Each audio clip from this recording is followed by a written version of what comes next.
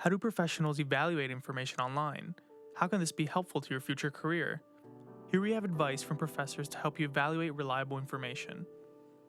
I know defines digital information literacy as the ability to find, evaluate, create and communicate information effectively and responsibly using the appropriate technology.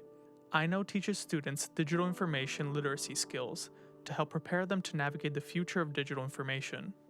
In these videos, our I Know professors tell us how they relate the importance of finding and evaluating information to their profession. This is I Know Insights, faculty discuss information literacy in the professional sphere.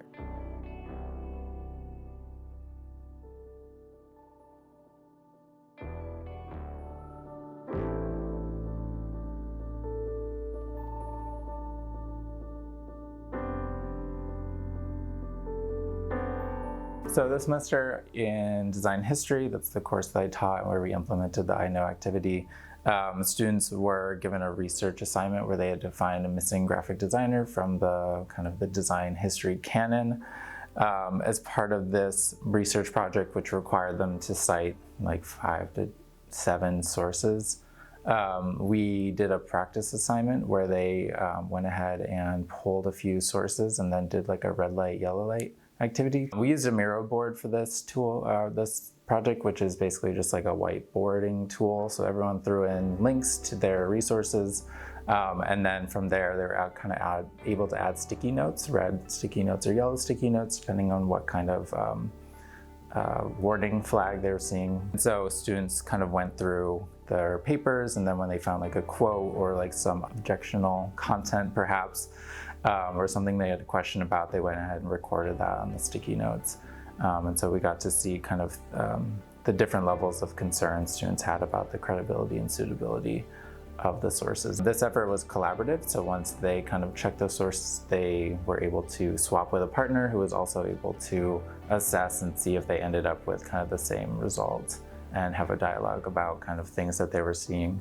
So from there, we opened up to a class-wide discussion and kind of tried to examine everyone's findings and see if we could find any overlaps or patterns before moving on to kind of the final project.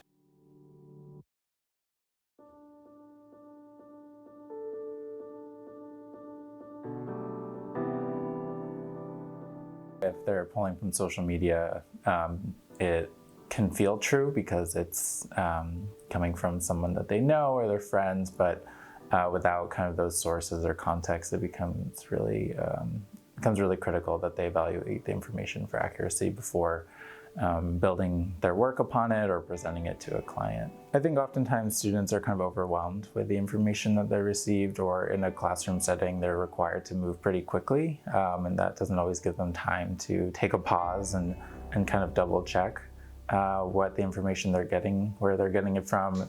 Is it relevant? Is it credible? And so that's something that we've had to overcome. And I think by practicing kind of what those methodologies are for checking work or checking sources, it becomes just more natural, and therefore they can kind of embed it in their process without it seeming so arduous or going to slow them down when time is so valuable.